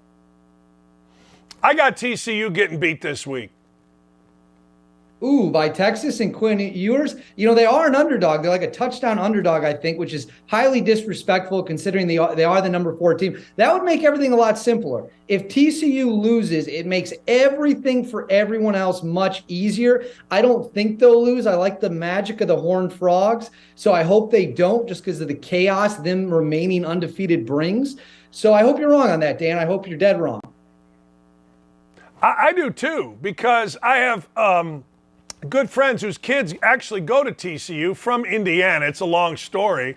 So I've kind of enjoyed when he goes down there and he's like, Dan, this is nuts. I mean, we live in Indiana. Purdue and Indiana football, not so much. But when he goes to visit his kids and he went to the Oklahoma game, he goes, this is the greatest thing ever. All right, what happened last night? Will you please explain to me what happened last night in the elections? Well, I will tell you this, and I'm not an expert, and I'm not going to pretend to be. You know, we were talking about being smug. I'm not going to be the smug guy, but I'll say this. DeSantis wins by nearly 20 points in Florida. We have Republican losses all over the country in races that we should have easily won. Some of it's still being counted. That's a massive disappointment. So here's the question I would pose to every conservative in America. Why did DeSantis win by 19 points in Florida, but then we lost races elsewhere that looked like we were primed to win? Maybe, just maybe, the model of what DeSantis is doing in Florida should be replicated elsewhere in the country, which is strong leadership, get results, speak boldly about what your plan is, and people respond to that. He has actual results. He's not just saying sound bites. Maybe I'm not a genius. There's something to that. You know, he also made you show an ID at the polls. It's kind of a big deal. Like, my friends in New York didn't have to. I mean, look, but I think you're right. There's no crying in politics, okay? So there's no crying. So you got beat, find better candidates, speak boldly, stand up, and away you go. And don't give me that frickin' that political speak. DeSantis doesn't speak political, he speaks people. Right, and let's also just speak bluntly about what he's been doing the past few weeks. They get crushed by a hurricane. He doesn't go out there and blame anyone. He doesn't claim we were underprepared. He was ready. The state was ready. Then once it hits, he goes out on the front lines. He is showing exactly what they're going to do. He's explaining exactly what they're going to do. And then they went and did it. Or they're in the process of doing it. People respond to strong leadership, whether that's in your daily job, whether that's in sports, whether that's in the military. We see that all the time on American Joyride. People like strong leadership. That's what DeSantis is. He's not a soundboard. He doesn't just say things because they're going to play well on social media and Twitter. Twitter's not real. We all know that. So I'm disappointed, and I think that has to be the top question. If it's not the top question, I don't know what anyone is doing then this morning. Do you think Biden runs? Do you think Biden, this is an affirmation of Joe Biden? If you're Joe Biden, you can't be happier. If you're Joe Biden, you're looking at this and you're saying, hey, all the people who said I was wrong, all the people who said we were going to get smoked, all the people that said we were going to get crushed, they were all wrong. I'm way more popular than people have let on. Now, I'm not saying that's correct. I'm saying that that's what he's probably sitting in the White House thinking. So I don't know how you don't run in 2024 unless nature steps in. And, he is old. You don't want to see anyone get sick, but he is old. Things could happen in 2 years, but right now, Joe Biden has to be riding this wave, and he's got to be so elated. Do you ever do this? Like I did this in the last two presidential elections. David, I voted for myself. I couldn't stomach voting for either Hillary or Trump or Biden. I understand it's bigger than me. I just wrote in myself. I got 52 votes in the last presidential election. How about that? Well, when I was in college, I actually tried to run a writing campaign to become the sheriff of Madison. And I voted for myself to be the sheriff of Madison. I don't know if I got enough votes to even show up on the ticker, but I thought, hey, crime's out of control. I feel like I have a Clint Eastwood type persona. I can be the lawman that this city needs. Obviously, that didn't work. So I haven't written myself in since then. But if the country came to me and said, David, you lead us at Outkick, now lead us as a nation, it would be my calling. I would have to respond. Yeah, and it used to be, and I was saying this earlier. I remember talking to a couple buddies of mine.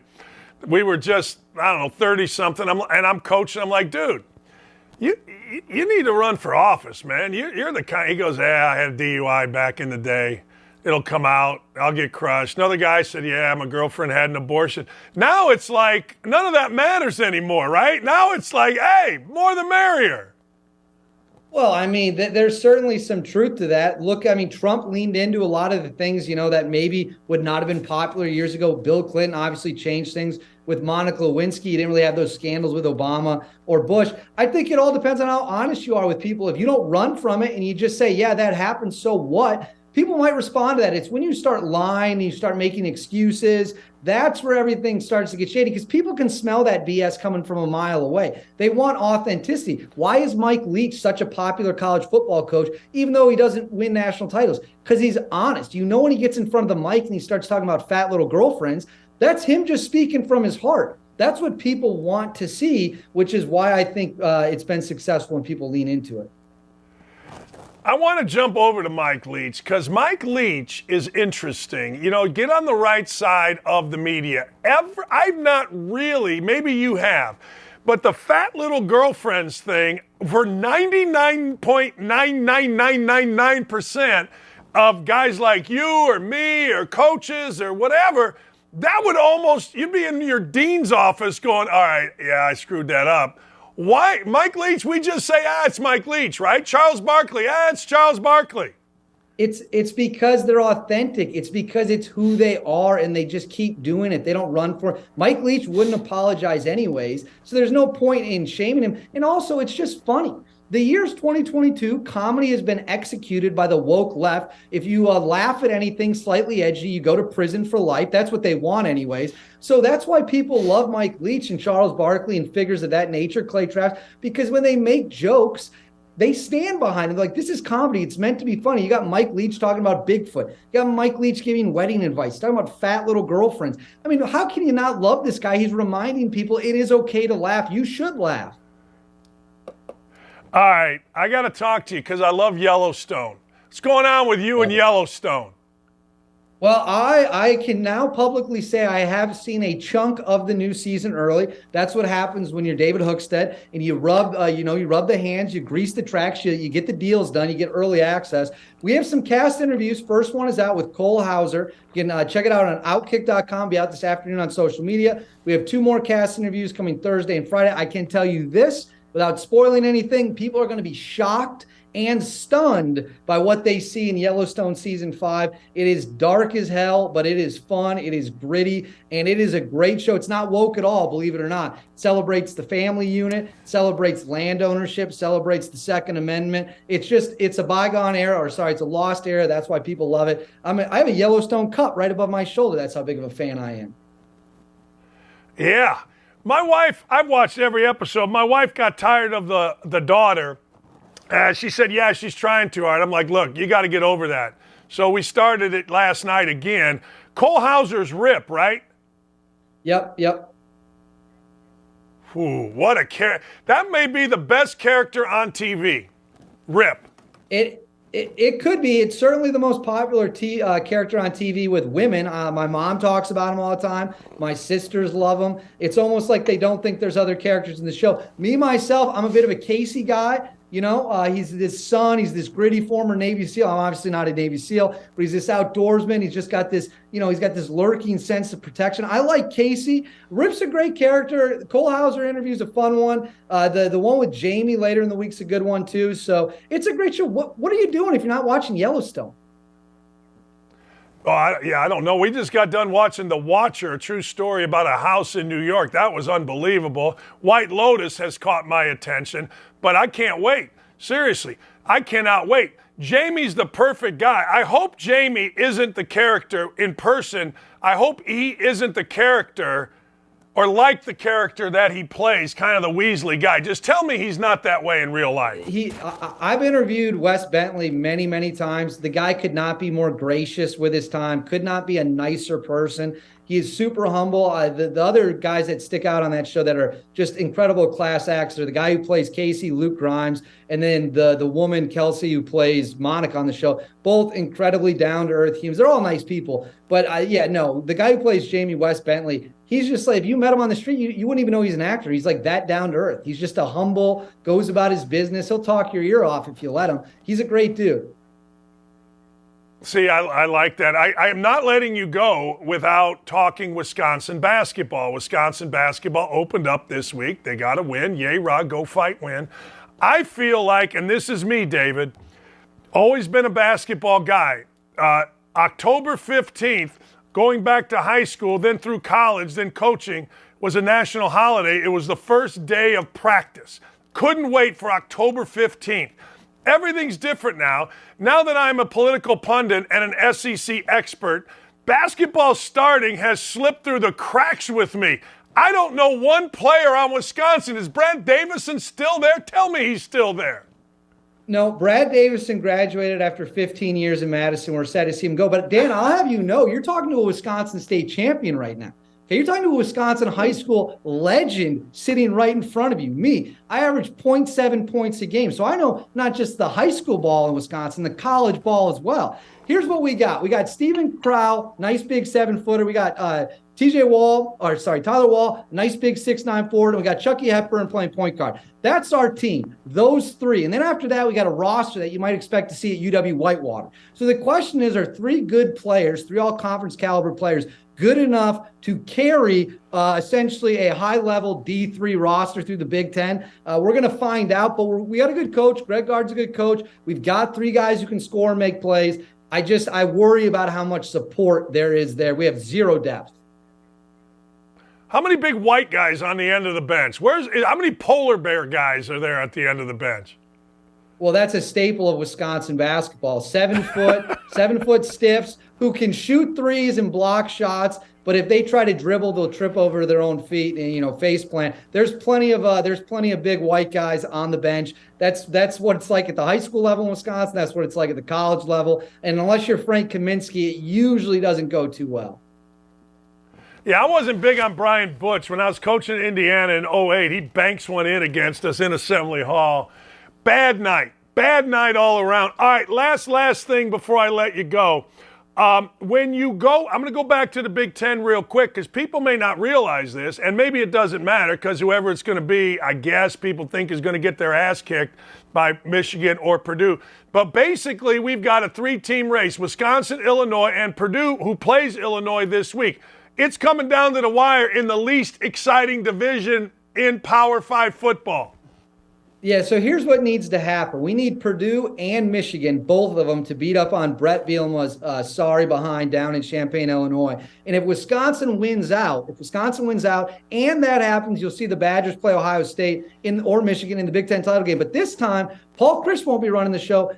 Jim Leonard and Graham Mertz will be out there. However, I'm not optimistic Purdue can beat Illinois, and if they don't, none of that matters. Then it's the Illinois show in the Big Ten title game, and they will get absolutely housed by whoever they play from the East. Well, my beloved Hoosiers are 40-point underdogs against Ohio State this weekend, so no chance would I take Indiana in the 40. So there you go. Thank you, my friend. Thank you. See you later, Dan. 40 frickin' point underdog. Sorry about the problems that we had, but hey, look, we got through it, and David Hookstead always brings it. It is a What the Hell Wednesday. We'll get into what the hells when we come back.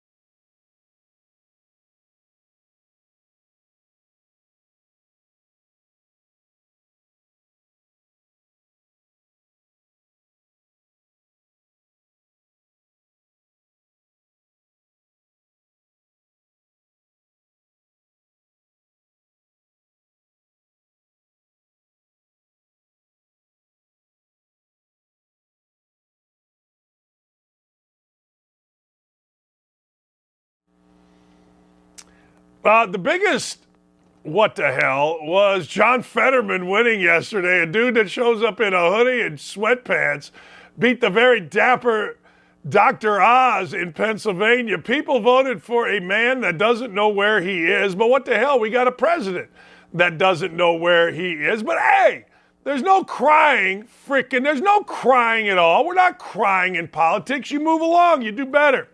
All right, speaking of doing better, $1,100 is what was spent. A man bought $400 of concrete. I'm not going to bore you with all of it, but a guy built, listen to this, a guy spent $1,100 to put together a 3,000-pound tomb for a bag of flaming hot Cheetos. He put a plaque. I'll let you see the video. Look at this video. Tell me what you think. This is how I made a 3,000-pound sarcophagus and put a bag of flaming hot Cheetos on the inside of it, and then dug a big hole and buried it underground for future civilizations to find. Step one was to cut out sheets of melamine and make a large form, and I was using reinforced concrete, so I needed to seal the form with silicone. I also made a form for the top head plate. I cut out rebar and then heated it up so that I could bend it into 90-degree angles. Then I welded it together. Concrete has really good compressive strength, but it has really bad tensile strength, so you need the rebar to keep it from cracking. So once I had one layer of concrete down, I got a second smaller form that I had made and put it inside the outer form, and it made sort of a bathtub thing. And 2,100 pounds of concrete and a bunch of random bruises later, I had the sarcophagus done, and luckily I had help for the headstone. I let those dry for about a month and a half and then came back and started the demolding process. The outside of the mold was really easy to get off, but the inside, I needed a sledgehammer and a pry bar. Then I dyed the sarcophagus black. I did run into an issue with the headstone, and I needed to flip it over to the smooth side, but it was 900 pounds. And so I came up with what I thought was a good idea, which was attaching a ratchet to my car, but it ended up just breaking the table. And then it started flipping the table over, but eventually with the pry bar, I was able to get it upright, and then I just gently lowered it down and was able to dye the top part. I used a laser cutter to cut out the ingredients for Flaming Hot Cheetos, and then spray painted those, used an adhesive spray, and then gold leafed them on. The Flaming Hot Cheetos people are not sponsoring or even aware of this project. Then I went to a bodega and got a bag of Flaming Hot Cheetos and cast it in resin, and then beveled the edges and attached eye bolts to each of the four corners. And I did the same thing for the inside of the sarcophagus. And then I ran wires to the Flaming Hot Cheetos with springs on the end so that it was elevated and seismically isolated so that if there was an earthquake, it wouldn't get damaged.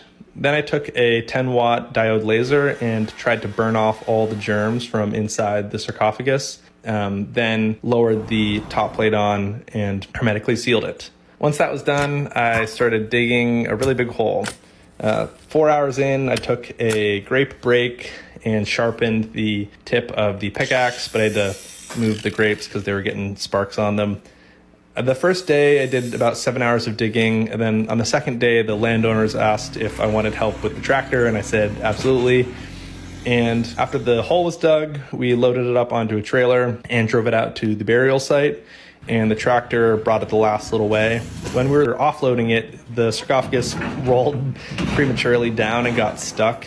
And we tried using pry bars, but it was 3,000 pounds, so we had to get this super long pry bar, and with the extra leverage, we were able to put it in place. And then we buried it underground with the help of the tractor. I also made this monument for marking the burial site as well. And that's it. Hope you liked it. I liked it. I ain't mad at it. There you go. Man, the things we do in this country, I love it. That's pretty clever right there. Could you do that? Not a chance.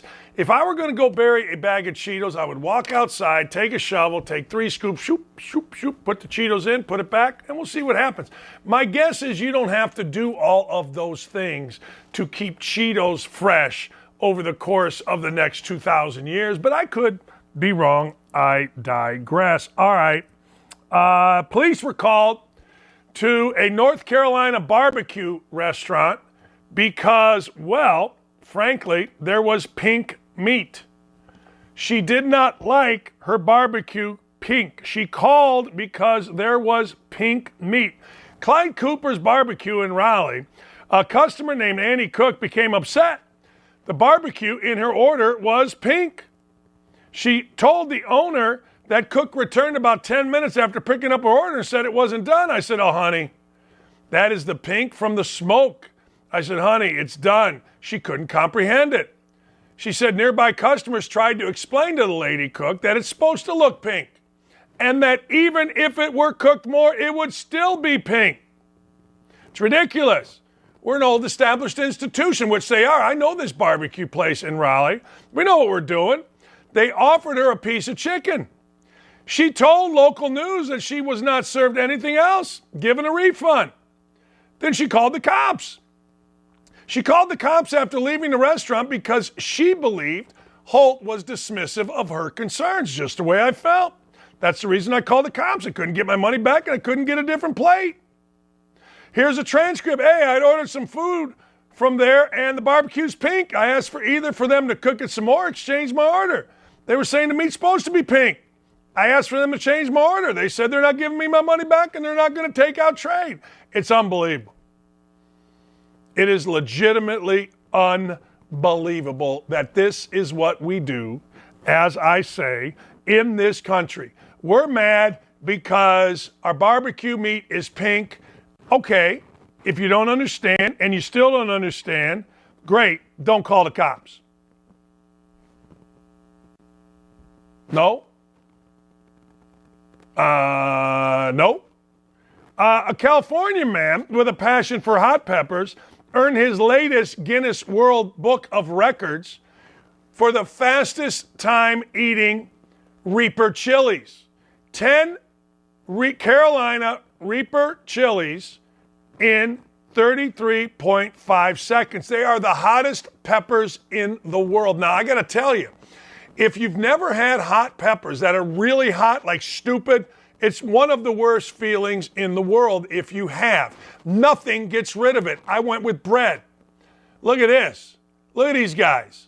These are the hottest peppers in the world, these guys. And they're just gnawing them out. Like, I don't know. What do? You put stuff in your stomach or in your mouth where you don't taste? Look at these two. You imagine what comes out of these two when they go to the bathroom in about a half an hour? Can you imagine the stuff that comes out? Like stuff from 1988. Look at these guys. God bless you. How about if you came in second? How about if you didn't even win? Look at this. Hey, salute, baby. You're in the World Book of Records. Ain't nothing wrong with that. There ain't a damn thing wrong with that. This is a weird story, and this is one of the kind of stories that I kind of dig, all right?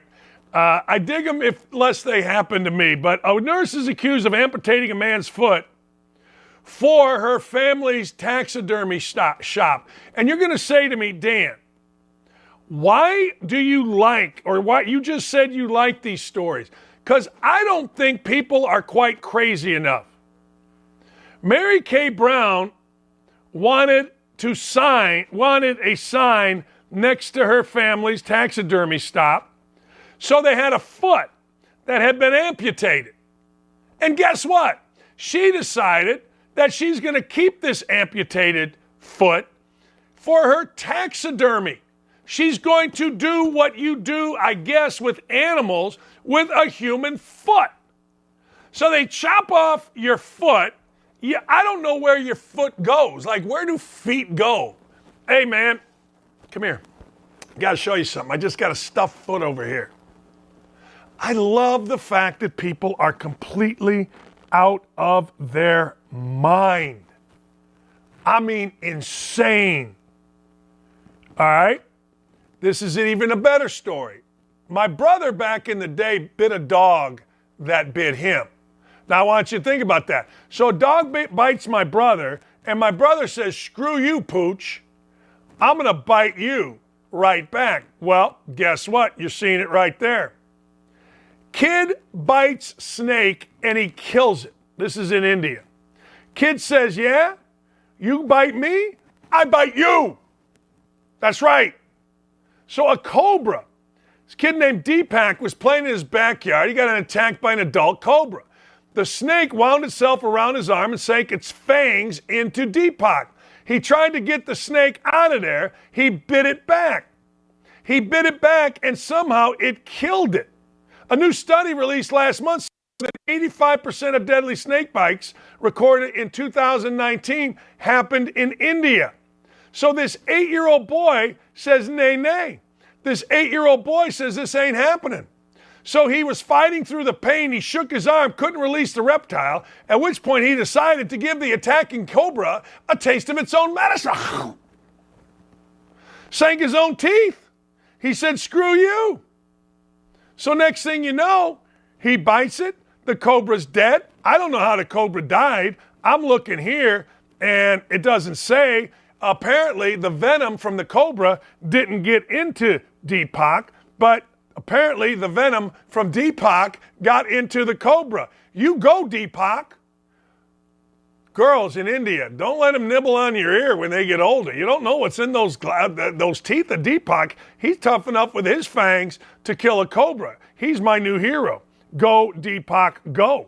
Absolutely. A reporter in Chile, interesting. A reporter in Chile was doing a live report on a spike in crime in Santiago, which is Chile's capital. I'm a big fan. I'm a big fan of Santiago. You guys don't know this, but I've been to Santiago. I took my team to Chile, Antofagasta, Santiago, et al. Do we have the video here of this parrot stealing this guy's headphones?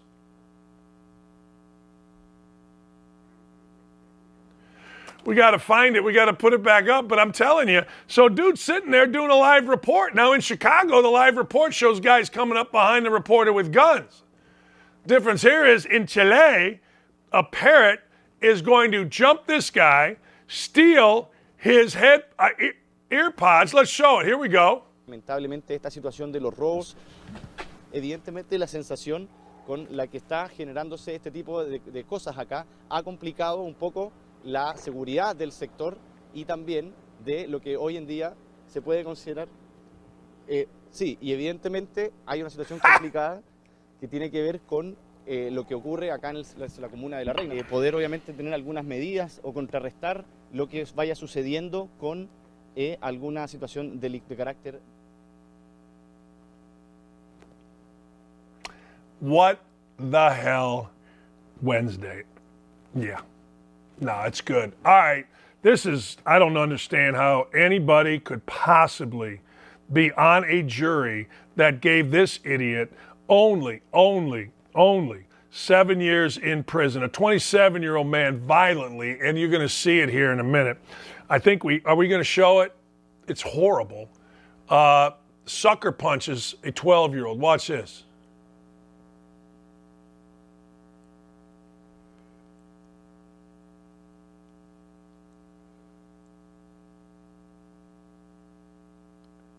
Unbelievable.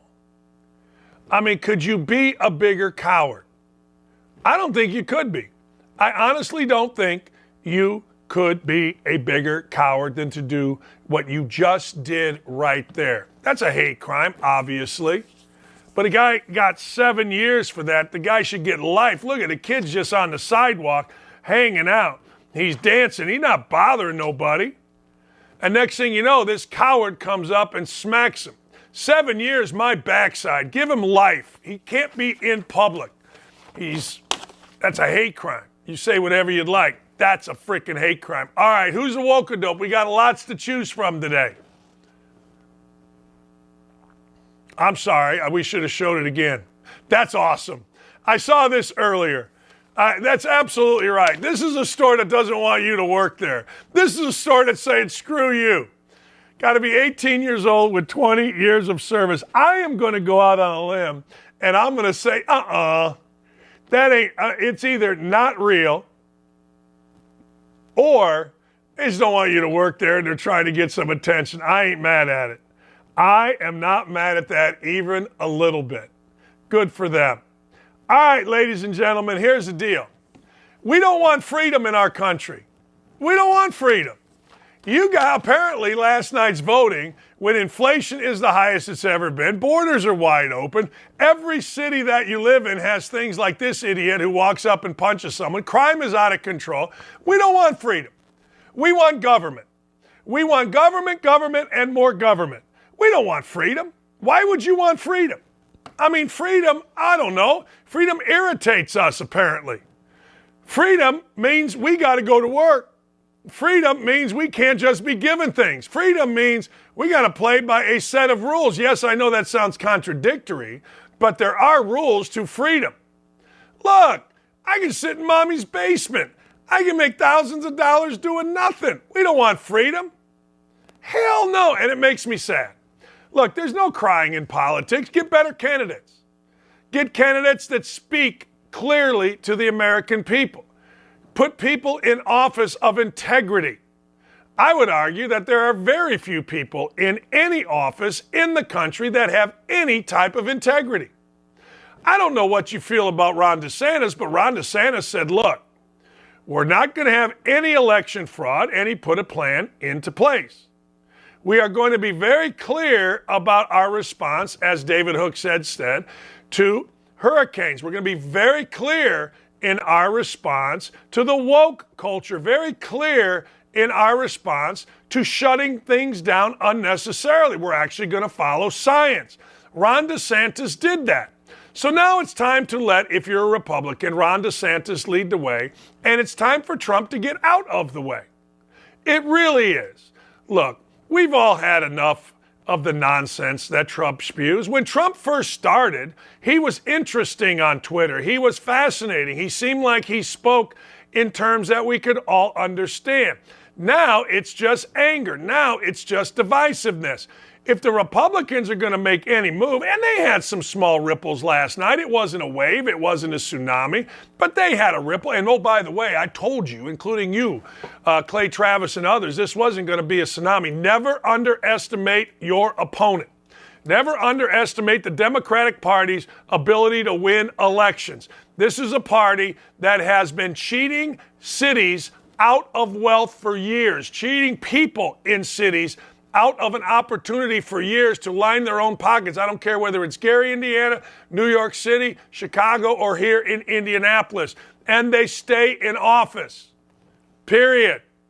So you're going to have to find better candidates, speak clear on the issues, and do yourself a favor. Try, if you can, if you have a majority, try to pass some election laws where at least, unlike the state of New York, you got to show an ID, for crying out loud, to go vote.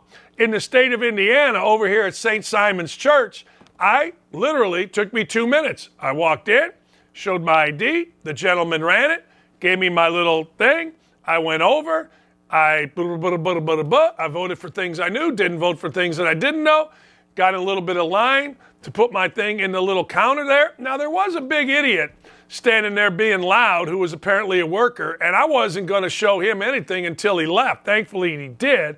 I don't know what he was doing standing around, but he was loud, being stupid, and I didn't want to hear him. Is what it is. He was wearing a mask. I'm like, why are you wearing a mask? Why are you being loud? Why are you standing by the machine here? I was vigilant, overly vigilant about election fraud, but hey, if you don't think it's out there, then you didn't grow up in Northwest Indiana. But look, I don't know if this is a referendum on Joe Biden. I believe, and you can go back to this tape, that Biden may run in 2025, but he ain't going to last through the election. Now, he ain't going to last not because of anything nefarious. He's not going to last because he's not all there. If you go back and look 2 years ago at Joe Biden and now, it's not close. All the medicine in the world, all the cover-up in the world ain't going to help him. So the Democrats got to find somebody, and it ain't Kamala Harris, that can go after Ron DeSantis. Now, here's the problem for Republicans. Republicans, look, you're behind. You underestimate your opponent. Don't do it. Anyway, we don't want freedom. Hell no. We want more government. We want more handouts.